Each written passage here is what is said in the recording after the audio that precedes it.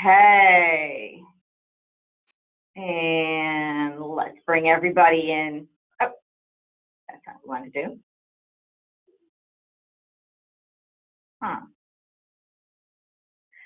Good morning, or good afternoon, everyone. I apologize. I'm out on the West Coast, so it's still morning here. We're still burning off the fog layer. Today, we have a wonderful opportunity to talk with Deacon Ed Shoener, who is one of the co-authors of one of the prize-winning book, Responding to Suicide. This book was not only the winner of its award category in the ACP Excellence in Publishing Awards, but also won the Resource of the Year. And Resource of the Year is a very special honor. That book is selected only from the first place finishers in all of our award categories. And if you want to see more about the what won awards, including this book, you can go to the CatholicPublishers.org website, and you will see that. Today we are going to talk with, as I said, Deacon Ed Shoener, and talk about the book and some of the issues around suicide. A couple of rules, or a couple of options for today is I'd like to invite you to share any questions that you have using the question or chat feature on your screen, and I will make sure that your questions are answered. The flow of this day will start with some questions that I've already prepared for Deacon Ed, and then once we're finished with those, we'll then go to the questions that you all have. For those of you who have wondered or asked, yes, this session is being recorded, and so you can find the recording in an email that you will receive after this webinar, but also you can find this webinar living permanently in two places. One is the CatholicPublishers.org website and on YouTube at the ACP YouTube channel. So without further ado, we're going to dive in and get some information and some thoughts from Deacon Ed. Deacon Ed, would you like to introduce yourself before we begin? Sure, I'm Deacon Ed Shoener. I'm a permanent deacon in the Diocese of Scranton, Pennsylvania. I've been a deacon since 2004. I'm married with 4 children and 9 grandchildren, and I'm also president of the Association of Catholic Mental Health Ministers, which is an association we formed a couple years ago, myself, Bishop Dolan, and a few other very dedicated folks to grow mental health ministry within the church. Which is directly an outgrowth of my daughter Katie's suicide too. Like so many of us that are involved in this ministry, we have a connection, mental health connection, a direct personal family connection that motivates us. Great. Thank you so much for sharing that. All right. So, ironically enough, Deacon Ed, one of the other projects I'm working on, there is another suicide resource that's about what Catholics should know. So I was really thinking about this quite a bit over the last couple of days. And suicide seems to be an issue that comes in and out of our public awareness, especially when someone well-known dies. I found it interesting that I had this other resource. Your book kind of really rose to the top.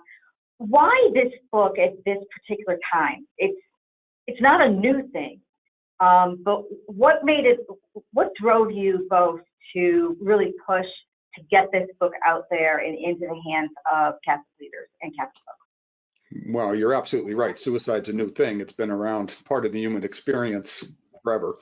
But what drove me, at least personally, and then was that after my daughter died in 2016, one of the ways I grieved was to start to read about suicide and the psychology of it and the teaching on it from the church, and just really dove into it. Spent days and evenings reading as much as you can when you're grieving. You can only read in short bites. And, there wasn't much in the way of Catholic literature on this topic. I found lots of other books on suicide, of course, but not much specifically for Catholics, how to use our faith tradition as a way to support us and help us through the grief, to understand better what the church teaches, more accurately, what the church teaches about suicide, and also hearing other faith leaders talk about their experience of suicide. That sort of thing just wasn't there, at least not in one spot. So I won't get into the whole story how Bishop Dolan and I wound up, I can if you'd like, but Bishop Dolan and I eventually got together through various means and thought that this would be a good idea to put together a book like this with other Catholic leaders and address those points for pastoral leaders and for those of us that are grieving suicide. Because you're absolutely right, Therese. There's nothing, Therese, there's nothing new in a sense here about suicide. People find it surprising to hear this statistic, but the suicide rates today in 2021 are about the same as they were in 1921. I mean, the suicide rates go up and down as the years go by, and actually they went down a little bit in the 80s and 1980s and 1990s. Now they're back up to historic levels. And if you've been, watching the news over the last year or so, suicide rates have actually come down a little bit during the pandemic. I mean, they're at atrocious, there's still levels that are way too high. But what that says to me is that we've declared war on heart disease and on AIDS, and the rates of death from these illnesses have come down, which is wonderful. But because of the stigma and discrimination and fear and all of that revolves around suicide and mental illness, we just haven't put the resources and effort into understanding why people die by suicide and to get these rates down. So yeah, sadly it's a topic that's going to continue to be with us, and our hope is that these books in some way can help folks when they have to deal with it. Thank you. That makes a lot of sense. It seems like there was a lot of concern, especially during the pandemic, with people being restricted to their homes, that things like the suicide rate might increase. What seems to have happened is that there's greater anxiety, greater depression, more suicidal ideation. The reports are that children in particular are being admitted to hospitals or mental health hospitals because they're thinking about suicide. But fortunately, they are not. People don't seem to be getting to the point where they're actually dying from suicide. It's still way too high. If today's a typical day, 125 to 130 people are going to die today from suicide in this country. So they've only come down a little bit, but they have come down, contrary to maybe some expectations where it was going to go way up because of the pandemic. They've actually come down a smidgen, not a lot, but a little bit. Wow, that number that you threw out there about how many people are going to die today from suicide, that really makes it a concrete and something that makes me pause to think, what is it we can do? You mentioned your daughter Katie, and I was wondering if you would mind sharing a little of your story about your daughter Katie and the impact that her suicide had on you, your family, and your ministry. Sure. Thanks for asking, because, I love to talk about my daughter Katie, and anybody who's grieving the loss of a loved one, whether it's by suicide or any other way, believe me, we don't mind being asked about our children who have died, because we love them to be remembered and we love to talk about them. So cut me off if I talk about Katie too much. But Katie was 29 when she died, and her birthday was just this past weekend. She was born on Halloween, and she would have been 35 years old this past Halloween. She was a beautiful, vibrant young girl and young woman. She was exuberant. Halloweens were a blast at our house. We always had a whole bunch of kids. Our house, because of Katie, was, for her age group of kids, was the place to come. So we always had a ton of kids around here. She grew up very bright. She grew up with very sociable, and she got into high school. She was the freshman sensation on her soccer team. She scored all these goals. She was the president of her National Honor Society. She was just having the time of her life when this mental illness came on. And so Katie's first suicide attempt was when she was a senior in high school, which was bewildering to us. My wife and I were away for a weekend, and we got a call that she had attempted suicide. And we did not see it coming. She apparently was cutting and was dealing with some mental health issues. She was like cutting on her wrist, but she was covering it with her bracelets and things like that. So we didn't know about this going on. So this, I always feel terrible for people whose children die when they're 18 or 19 and the parents didn't see it coming, because I can understand how you would be so totally bewildered. And like we were. Fortunately, Katie didn't die when she was 18 or 19. And so then we started on this road of dealing with mental illness. Katie had bipolar disorder, bipolar 1 disorder, which causes deep lows of depression and also moments of mania where you're kind of detached, not kind of, you are detached from reality. And, you know, she went to the doctors, she took her meds very seriously. She, she wasn't substance abuse or anything like that. She would get stable for periods of time, but then the medicines had stopped working for her. You know, the science and understanding of mental illness isn't anywhere close to where it needs to be yet. So Katie, the medicines would work good, and for some reason she, what they would call treatment resistant.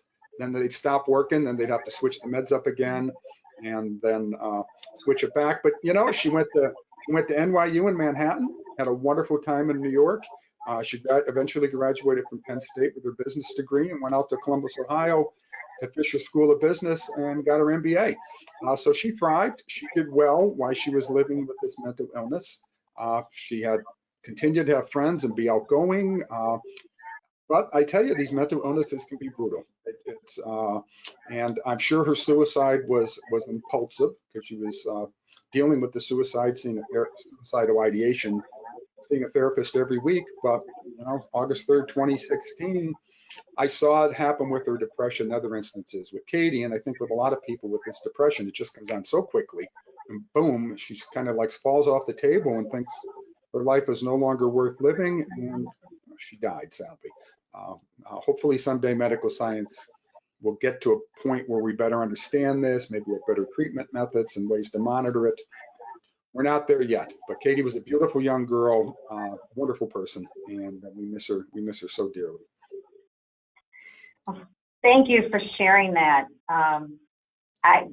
When we talked previously, and as I was thinking about our conversation together, it made me think back on how many different people and families I've encountered who have had an unfortunate experience of a death by suicide, and that it just reminded me and reinforced what you said. It's tragic.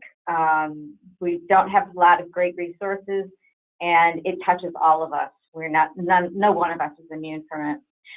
And I think that's why you asked about the book, about the experience with Katie, why we wrote the book. The other experience, which was second only to Katie's death, shocking to me, was the response to Katie's obituary. So just a couple hours after Katie died, I wrote this short obituary, and I'll swear to the day till I get to meet God myself face to face, that, you know, I of course was in total shock, and as you can imagine, right after you find out your child dies. But I still wrote this very short obituary, and I swear the Spirit was guiding me in some way, that just openly talked about the fact that she had a mental illness. She died by suicide. She was a beautiful child of God, and we need to do better with mental illness and to be open and loving to people that live with a mental illness and die by suicide. And I wrote this simply to let our community here in Scranton and our parish know what happened, so there wouldn't be any gossiping or, unreasonable speculation as to what happened. Well, what happened in response to that obituary just completely caught me by surprise. The thing went viral. It wound up getting spread all over the United States, all over the world. And it was just a short little obituary. And I think the reason it went viral is because of what you talk about, Teresa, that it's such a common experience that people that live with mental illness and suicide feel the shame and the stigma that comes with this, that they can't talk about it, that they're misunderstood. And that's why it went viral, is because so many people wrote in. That Katie and I, of course, are not celebrities. So many people wrote in, though, because it seemed to capture the essence of what people experience. And I think everybody's longing who experience this is longing for a change and for openness and understanding, so we're not pushed off into the corner or off to the side simply because someone has mental illness or because their loved one died by suicide. They're still beautiful creations of God, loved by Christ, and loved by the family around them, supports them. And so I think that was the other important, hopeful lesson I learned after Katie died, this response to her obituary. That's a wonderful story. That you mentioned a couple times about the stigma, and I was wondering if you could elaborate on that a little bit more. You mentioned shame, but what are some of the things that have been stigmatized around suicide? And are there things, are there issues, are there real obstacles that prevent us from facing it head on? Well, suicide is terrifying. It's bewildering at times. That's the biggest issue. It's just terrifying, and certainly you can be filled with fear around it because we don't know enough about suicide yet. We don't know enough about mental illness to completely understand it. I'm old enough to remember when there was a stigma associated with talking about cancer. People in my age group and older might remember this. Younger people might find this incredible that there was this issue. But it was the same sort of thing. People were terrified talking about cancer because there wasn't much in the way of treatment methods. People didn't know how to deal with it. They didn't have a language to talk about it. Fortunately, that's all history now. But that's still, I think, a component with suicide is that we're just terrified by it because we don't know enough about it yet to effectively anticipate it. Our ability to predict who's going to die by suicide. In our book, we talked to a couple of psychologists about this. How come that person over there that has same life stressors, same mental illness, that most people with mental illnesses do not die by suicide, thank God. But why does that person die by suicide? And the psychologist, the suicidologist is the subspecialty it's termed, will admit that their ability to predict is terrible. So that's, in fact, that's one of the reasons we put that in the book is because so many people who've lost someone to suicide are so guilt-ridden. They think, well, I should have seen this coming. I should have been able to do something about this. No. Of course, if you saw it coming and were able to do about it something, we would intervene. But the reality is that it's such an unpredictable way of dying. It's so hard to see it coming. In fact, it's almost impossible to see it coming. And I'm absolutely convinced, because of my discussions with Katie, after she had previous suicide attempts and suicidal ideation, she was scared to death of suicide. She did not want to die by suicide. She knew it was, something that comes with that illness, but she didn't want to die this way. And I've spoken to many other people who have attempted suicide but not die. And once they're back stable, they don't want to die by suicide either. Nobody wants to die this way, but it's just something that's not well enough understood yet. And like I said, because of this misunderstanding, it's terrifying. And I think that's why there is this stigma associated with it, because we just don't understand it well enough yet. But slowly, the stigma's starting to decrease a bit. And hopefully the outright, many people would say the outright discrimination against people with mental illness needs to come to an end too. You mentioned about kind of the unknown factor and that type of thing. So one of the things that your book does really well, I think, is it lays out some of the myths around suicide and the Catholic Church teaching. So I wonder if we could dive into that a little bit. What are some of the common misunderstandings about suicide and Catholic teaching? And can you correct those for us? Share with us what the Church actually does teach. Yeah, we were pretty direct about it in the book. One of the things that people fear when their loved one died by suicide is that the Church teaches their loved one's going to go to hell. To be blunt, that's what the fear is. Now, the Church, of course, Church teaching would be they've never said any particular souls in hell. The Church only offers or talks about people who are in heaven, canonized saints. The Church would say, well, we know for sure those souls are in heaven. For the rest of us, they're not sure, and they never say someone's in hell. But certainly the Church implied that Church teaching certainly implied that if someone died by suicide, they were in a state of mortal sin and we're going to hell. So that's why a couple of chapters in the book, Archbishop Cordileone is a historian. We have other theologians write about the church teaching on suicide and the history of it.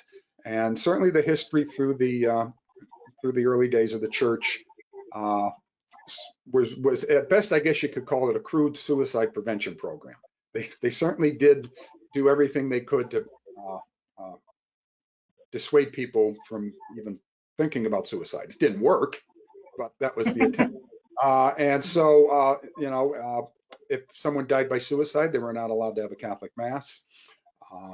They were not buried in a Catholic cemetery. And then there were all sorts of other social discrimination against them and very awful things that would happen to a family whose someone died by suicide. So that certainly was out there. Fortunately, in the 1990s, when the Catechism was revised under St. Pope John Paul II, the Church incorporated our better understanding of psychology. So, and that's part of the Catechism now. So there's three elements to a mortal sin. It's got to be grave matter. Certainly suicide is grave matter. You should not kill yourself. We all know that. And I think, like I said earlier, even the people who have died by suicide know that it's grave matter and don't want to die by suicide. But for it to be a mortal sin, you also have to do it deliberately and with full knowledge and consent of the will.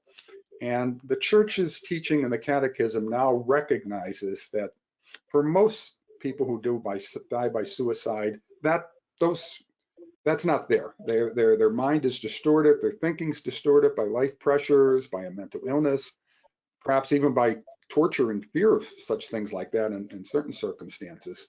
So they are not doing it with the full consent of the will, with the full knowledge of what's going on. And so the most consoling thing for me and so many other people when their loved one dies by suicide, the Church now teaches that we pray for those who have died by suicide, that they're welcomed in the arms of a merciful God.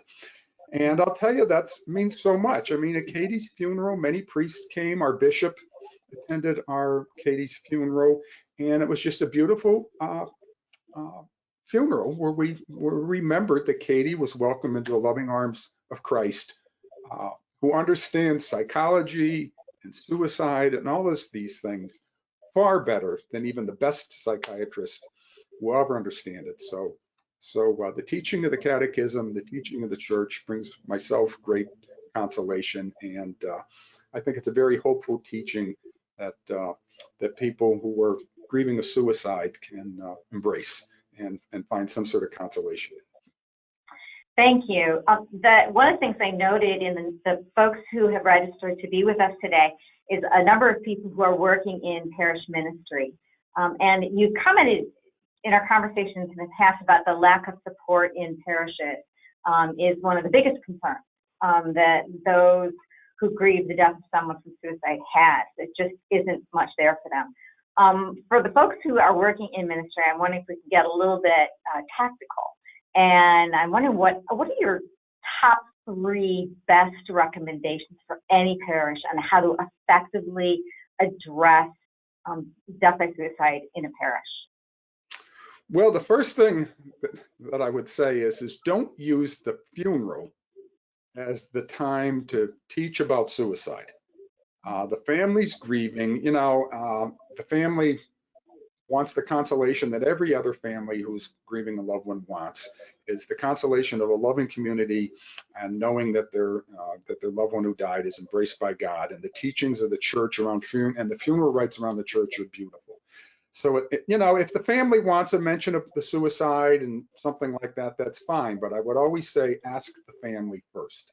Don't use the funeral as a place to necessarily preach about suicide. I would say this to my fellow preachers and other Catholic leaders: don't be afraid to talk about suicide during Suicide Prevention Month, which is September, or during Mental Health Awareness Month, and preach on it on a Sunday homily or at other events. The best way to prepare a parish for the inevitable death by suicide of parishioners, because it's going to happen in every parish, is to talk about it ahead of time and have the community prepared and have some understanding of what the Church teaches about suicide and the real causes of suicide. So then when it does occur, the parish community is prepared. And so that'd be my number one, I guess number 1 and 2. Don't use the funeral to talk about it, and then find other opportunities to preach and talk about suicide. The other thing would be to embrace the family, and don't be afraid to talk about their child, because so often families who have lost someone to suicide either self-stigmatize, they feel shame around it, sadly, and they think everyone else kind of wants to stay away from them because it was a suicide, and there's this sense of distance. And maybe to go out of your way or overcome your own sense of stigma, fear, and embrace them. And it's okay to say that that their loved one died by suicide, and talk about their loved one like you would with any other death. And maybe even if you have to, if you see them the other thing I would say to parish leaders, if you notice the family starting to isolate more than normal after a death, if they normally went out to different parish events or in the community, you see them isolating, which can happen. Maybe go the extra mile to give them a phone call or go visit them, and try to encourage them to come back into the community, because like I said, heaped on the normal grief of losing someone who's died, heaped on top of that is the stigma, it's feeling of discrimination. And sometimes as parish leaders, we have to make a little bit extra effort because of that to draw the family back into the community, the parish community. Thank you. Those are great ideas. One of the things I've noticed in our conversations, and today especially, is that you use language very intentionally when you're referring to suicide. So you use the language of died by suicide as opposed to committed suicide. Would you elaborate a little bit more on why you made that very specific choice to use that language? It seems because you use it that way, it's clear that it's a meaningful choice, and it'd be really neat to understand why you do that. Yeah, I mean, now it's a habit for me. I don't even think about using that language, but I'll tell you, it was just a week after Katie died, because her obituary went viral. I was actually on a radio show talking about it, and I was in the habit of using that phrase, committed suicide. And a caller actually called in and gently asked me not to use that phrase, and I had never given it much thought because it was just a habit. That's just what the phrase you use, committed suicide. And she explained to me, and I have since understand that the mental health care professionals have the same thinking, is that the word committed implies some judgment and sort of stops the conversation. We commit a crime, we commit a mortal sin. We do it because we do it with a deliberately, with full willful knowledge, just like we talked about the way the elements of a mortal sin. Well, so often with suicide, like I was mentioning earlier, that it's not there. So they're not committing suicide in the sense that they deliberately have thought about it, like Hamlet, to be or not to be. I mean, mental illness and suicide is so distorted and convoluted thinking that it's brought on by these life stressors and mental illnesses, and they die by suicide. Using the word committed brings all this judgment into it and sort of stops the conversation. Where if you talk about someone died by suicide, it opens up a broader discussion about mental health and mental illness concerns. Because, for example, we don't say they committed cancer or someone committed a stroke. They died from cancer. They died because of a stroke. The same sort of thing with suicide. They die from it. And then we can move on to a better conversation about why did this happen? What can we do about the mental illness or the life stressors, and provide the sort of support to bring these suicide deaths down.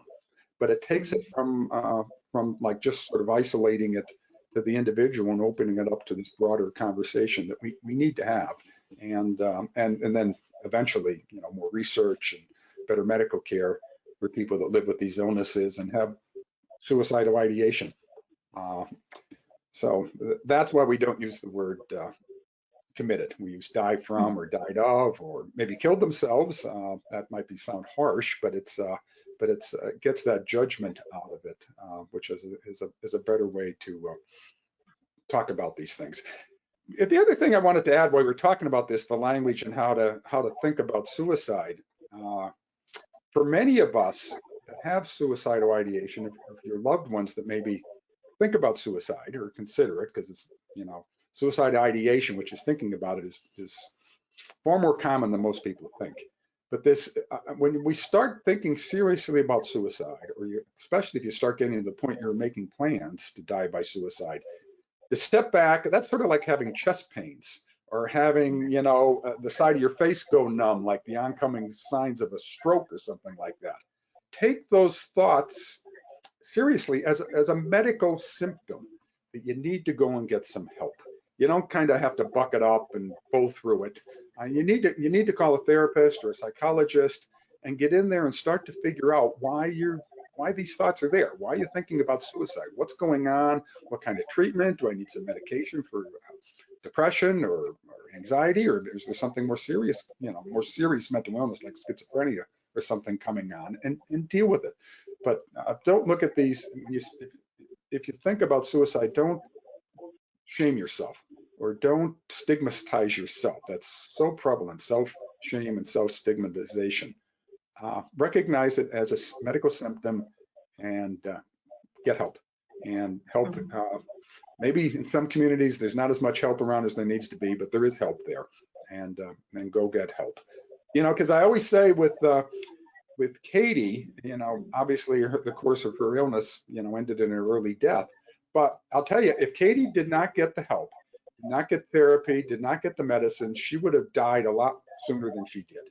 These medicines, just like chemotherapy doesn't always cure cancer, these medicines don't always stop suicide. But just like chemotherapy can keep someone alive a lot longer, these medicines and treatments kept Katie alive, and she kept her in our lives a lot longer than she would have otherwise if she didn't get the treatment. So again, if you think about suicide, or you know a loved one that is, get some care, and it can help. It can certainly help. One of the questions that is a follow-up to your comments there is, can you speak to the fact that if you are concerned about someone's suicidal ideation, should you directly ask them, are you thinking about suicide? Is there a better question or a better way to break open that conversation? No, to put it bluntly. I teach mental health first aid, which is a course that's broadly available, and I would encourage anyone to take in communities across this country and across the world. It's a basic course on how to deal with someone when they're in crisis, either suicide crisis or psychosis, or other sort of how to respond appropriately. And it's interesting, one of the exercises we have in the class when we do the teaching is we make the participants, the students, get up and ask each other that question. Because people have a hard time even saying that. And even in the class, when it's a contrived situation, it's not real. You're talking to someone is not actually thinking about suicide. To say to them directly, are you thinking of killing yourself? Are you thinking about suicide? Many people have a hard time saying that. The reality is you're not going to put it in someone's head. If you're not, the person's not going to say, oh, gee, that's a good idea. Maybe I will kill myself. I mean, you're not going to put it in their head. If they're not, they'll say, no, I'm not. Or maybe they'll be even slightly annoyed because you suggested maybe they were. But if they are thinking about suicide, they will appreciate the fact that you're willing to talk about it with them. And it shows that you're empathetic, that you're open, and that you're there to help. Now, most of us, of course, are not mental health care professionals. So if someone says, yes, they're thinking about suicide, what we should then be starting to think about is how can we get them to the professionals to help them through this crisis. But those of us that are professionals, that's the first step, is to find out if it's something they're dealing with, and then try to encourage them to get the proper medical care. Because unfortunately, like physical crises, like a heart attack or a stroke, they're oftentimes with suicide, there's no physical evidence of it coming on. So yeah, no, never be afraid to directly ask. You're not going to put it in someone's head. Like I said sarcastically earlier, they're not going to say, oh, gee, that's a good idea. I mean, so yeah, ask. And then if they say yes, have a conversation, and don't be too worried. If they get a little annoyed, they'll get over it quickly if they truly weren't thinking about it. Something about what you just said, it really struck me about kind of moving suicide from being in that like private area to being in that more public, even if public is only one or two other people. There's a quote that's in the book, in the front of the book, that struck me about that, and I just want to share that with you and kind of get some thoughts. It read, "The mother of a young man who died by suicide shared with me her conviction that the effects of suicide are contagious." And just that notion of suicide is so often treated or regarded as a private matter, but her observation really rings true. How do we move away from suicide as a private matter and move more towards a communal approach to healing? And as you said in your response to the previous question, bring it more out into the open where the questions are not so monumentally difficult to ask. Yeah, I mean, that's exactly right. This is a public health problem. It's a public health, I'd even say crisis. Maybe the word crisis is a bit overused these days, but in the case of suicide, it's the 10th leading cause of death in the country overall. Well, pre-coronavirus, but once the coronavirus pandemic dissipates, I'm sure it'll go back into the top 10 again in this country. And for younger people, it's the second and third leading cause of death for people that are younger, and for people that look like me, middle-aged to older guys, typically my race, white guys, the suicide rate is the highest. That's where the highest suicide rate is for us. We hear a lot about young people dying, and it's always a tragedy when someone very young dies. But fortunately, young people don't die in general, from very many things, and certainly not from other physical illnesses. But the reality is that the suicide rates are higher for middle-aged and older people. So it's very much a public health problem, and we need to deal with it that way, like we have with other public health issues, and openly discuss it, try to find out how we as a society can deal with this, because it's not simply a private matter.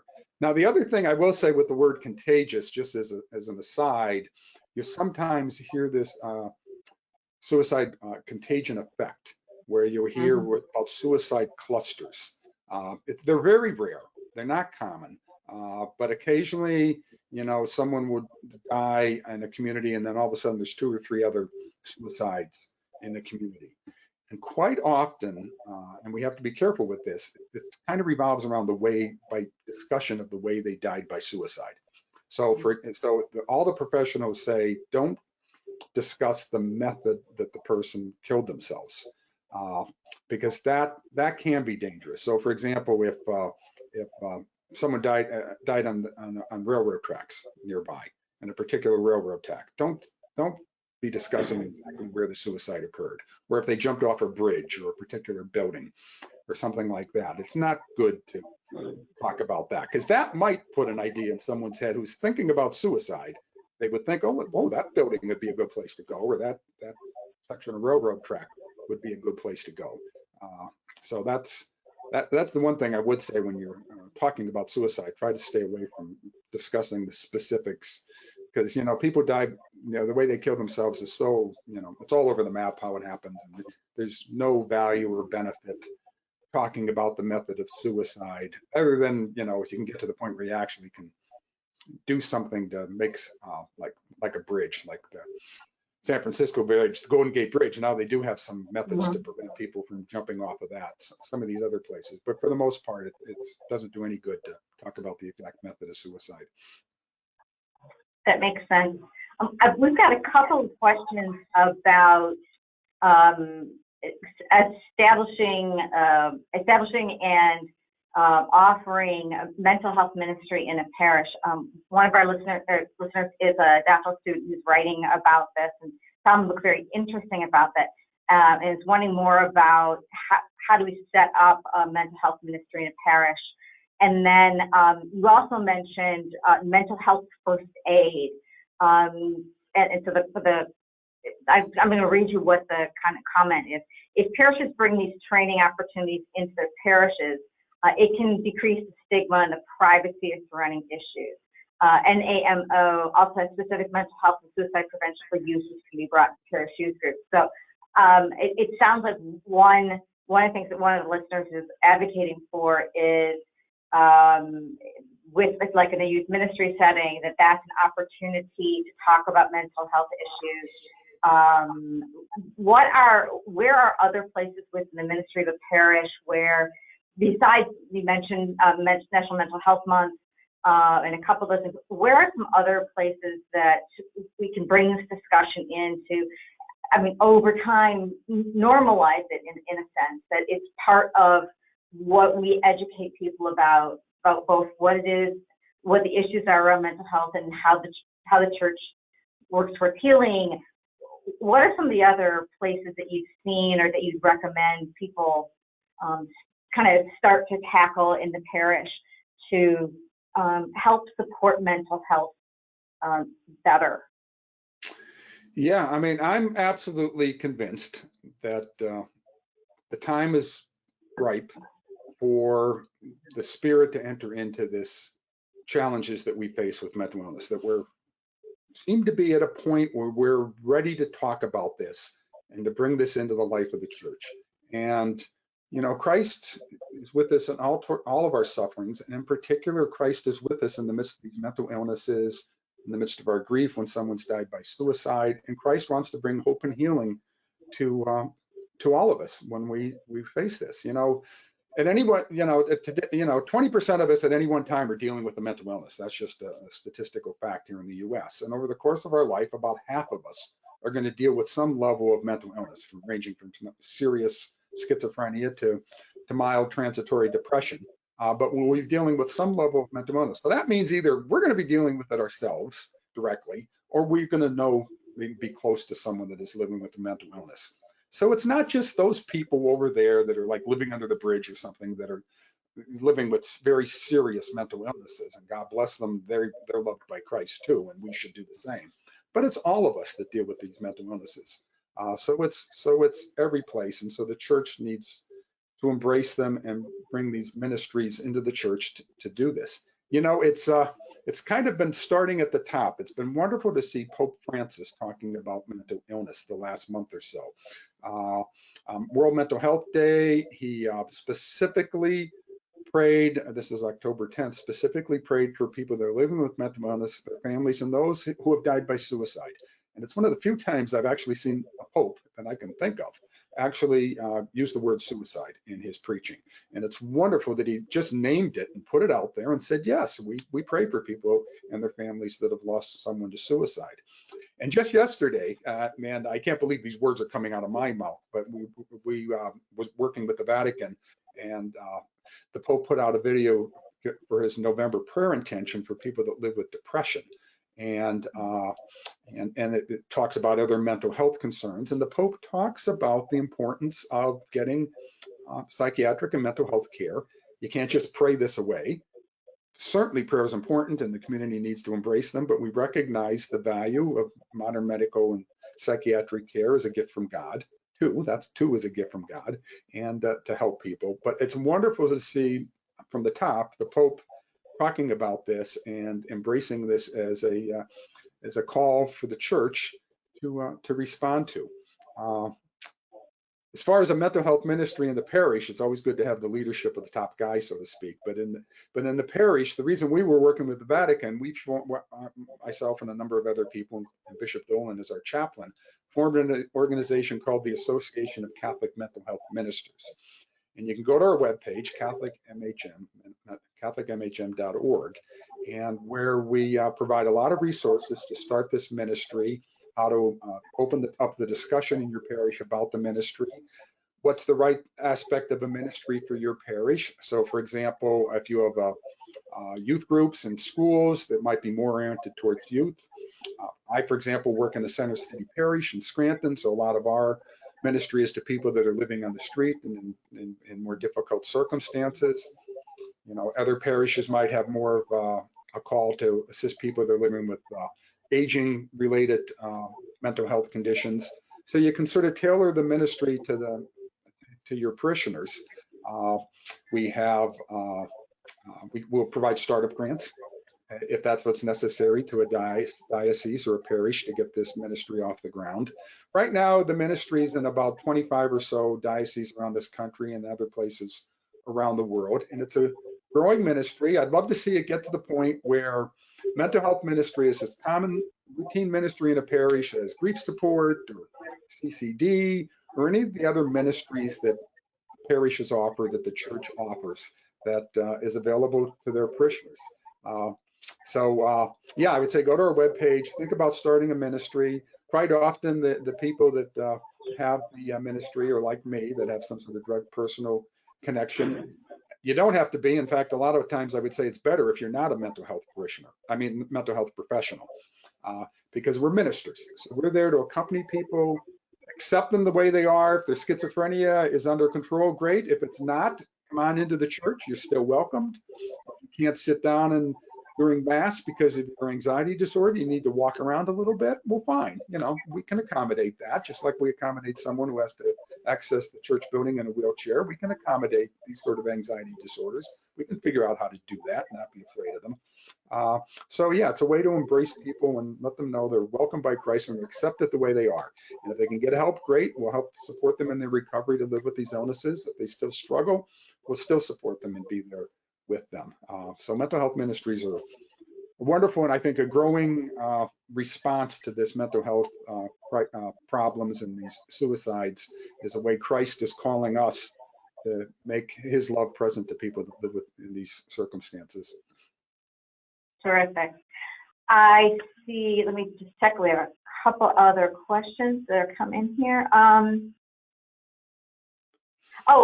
you repeat that website that you mentioned? CatholicMHM.org. MHN as in Mental Health Network? Mental Health Ministries. So Catholic Mental Health Ministries. Got it. The other thing I would say is Google Pope video today. And you can see the Pope's video talking about depression. We, the association, sponsored and supported them, so we're involved with the press release and all the other ancillary material that goes along with the Pope's video. Like I said, his November prayer intention is for people that live with depression. So if you just Google Pope video, it'll give you links to our page, and you can read more about mental health ministry through that. But it's wonderful. Like I said, it's wonderful to see that the Vatican and the Pope are embracing this ministry and embracing what I'm convinced is Christ's call to respond more fully as a church to these issues of mental health and suicide. Great. That is kind of run the course of our questions. Thank you to all the participants for the questions that you've shared with us. Deacon, any final comments or thoughts that you have? And I have a couple after that, but otherwise, let's give you the chance to kind of sum us up. Sure. Yeah. The other thing I would bring to people's attention is that we have prayer cards. If you go to our webpage, we have prayer cards for two patron saints of mental illness. One is Saint Dymphna, and let me just grab it here. Saint Dymphna, who's maybe people might know, she's the patron for people that live with a mental illness. And you can go to our webpage, and we give these prayer cards away for free. And we also have a prayer card for Saint John of God. But Saint Dymphna is one of these saints that are from the 7th century, so her full story is sort of shrouded in the mist of legends. It's not exactly, the details of her life are not that well known. But the short story is that she lived, her father, she was from Ireland, a princess in Ireland. Her father apparently is the one that had the mental illness. But she escaped her father, went to Geel, Belgium to get away from her father. Her father tracked her down and she died in Geel, Belgium. But while she was in Geel, before she died, she started a hospital and support for people that live with a mental illness in Geel, Belgium. And the people of Geel, after she died, took it upon themselves to continue to minister and have a mental health ministry to people that live with a mental illness. So for centuries, Geel, Belgium was the place in Northern Europe where you took someone that had a serious mental illness, and that community opened themselves up to people that live with these illnesses, welcomed into their shops and into their farms, into their fields. And it's a model example of how a church community, can welcome people that live with a mental illness and embrace them. So so look up St. Dymphna. You can order some prayer cards. Look up Geel, Belgium. I think the real miracle, if you will, of St. Dymphna was really how the community responded to what she her inspiration to that community and how they responded and embraced people with a mental illness. And St. John of God, another saint in the 1500s, I think it was, he had a mental illness, was of some kind. The modern diagnoses were not available back then, but he was in a mental health hospital, such as it was back in those days, very crude and difficult. But he came out of the hospital, recovered, supported people with that were poor and that lived with mental illnesses, and the hospitaliers. Some people may be familiar with them. They now have hospitals in 50 countries around the world and are actually the Pope's doctors. But they support people with good, solid medical care that live with a mental illness. So these are two good saints to think about and be aware of as you try to minister to people with mental illness. As good Catholics, we always pray to the saints. We're in communion with the saints. They're not far away. In fact, I pray to Katie all the time. Even though Katie has died, she doesn't kind of like no longer exists. She very much exists as these other saints do. In a lot of ways, they're of course closer to God than we are among the living. So to ask the saints for some guidance and support as you build up this ministry is always a good thing. Okay, I lied. I am going to give you another question because this is one I know I've run into a number of times, and it's a ministry-related one, and especially with schools being back in person. I know high schools deal with this a lot. How would you recommend navigating grief related to suicide? The participant wrote, I lost an 18-year-old in our youth ministry and have been struggling with ministering to an entire community of teens, young adults, and parents while grieving and struggling with guilt myself. I've seen that a lot in my own experience in the high schools when I taught, listening to my friends who are in teachers as well as youth ministers in parishes. How do you deal with that? Any kind of a couple quick ideas about how to help minister to yourself as well as the community at the same time? Yeah, well, one thing I would say is, recognize our limits. I mean, we're ministers. We're not mental health care professionals. So don't try to become a psychologist or a therapist. And there may be times when you need to call in the professionals to help navigate this type of grief. And to keep in mind that you're a minister. So a minister, what we do as ministers is try to open ourselves up to the presence of the Spirit in Christ and let Christ work through us, as imperfect as we are, to make his love present. So that's what we can do as ministers, is to reassure the community that Christ is with them in the midst of their suffering, maybe give them opportunities for prayer rituals. That's a wonderful thing. I'm a convert to the faith, and I became Catholic in my 20s. But one of the things I've since come to deeply appreciate in the Catholic Church is the power of ritual and the power of the Catholic rites, to have special masses. So, for example, Bishop Dolan in San Diego, and we'll be starting this in Scranton in this coming fall, but he has an annual massive remembrance for people that have died by suicide.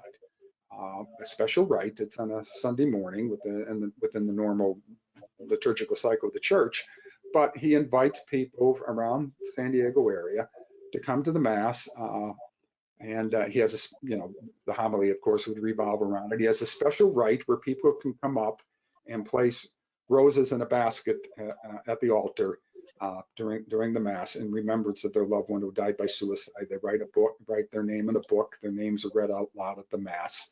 So these sort of rites and rituals are very important to bring the community together to pray. And, ultimately, it's Christ that heals us spiritually. And I think if we as ministers can keep that in mind, that it's Christ that's going to do the healing and not put the burden all on us, but to somehow fix this. One of the things that I thought was so wonderful that Pope Francis said in his video just yesterday about dealing with people with depression is that, we're there to listen, but sometimes we just can't fix it, and to accept that there are no answers, and to just sit there with people and feel the suffering and suffer with them and know that Christ will, and that's a way of making Christ present to them. And in the mystery of our faith, that's where our hope and healing comes from. So that's a wonderful thing we can do, right? Is to minister to people and realize that it's Christ that ultimately is the person and our loving God that is healing them. And we're simply tools, imperfect tools, crooked tools in the hands of Christ that's trying to bring his love into the community. Thank you. Thanks for answering that question. One of the comments came up about how written resources can be valuable in helping us move forward with this. Responding to suicide is one of those. I wanted to share with those of you who are listening and watching that there are other resources that have kind of risen to the top to support this book and to support this conversation. And I would direct your attention to one of the projects of the Association of Catholic Publishers called CatholicsRead.org. There are 3 or 4 other resources that are listed there that you'll find that are resources for parishes to use to help kind of break open the myths around the Catholic teaching around suicide, as well as other aids that support what Deacon Ed has been talking about, just in slightly different ways. So I would really direct you to go there, take a look. There are at least 3 or 4 that have been posted at CatholicsRead.org that I think you might find to be equally as valuable as the book that Bishop Dolan and Deacon Ed wrote. We are just about at time, so I want to thank all of you for coming. This has been a great group of people, such an important conversation.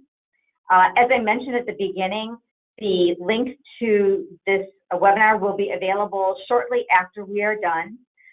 It will be sent directly to you. If you can't find it in your email or you just forgot about it, but you come looking later, there are 2 places you will find the video. One is at CatholicPublishers.org. That's the website of the Association of Catholic Publishers, your sponsor today, and at the ACP YouTube channel. So if you search on responding to suicide, you should be able to find this video with great ease. So thank you very much. And we look forward to having you with us again at our next webinar in the future. Thank you for your support, and God bless you in your ministry. Bye. Thank you, Therese. Thank you. Okay.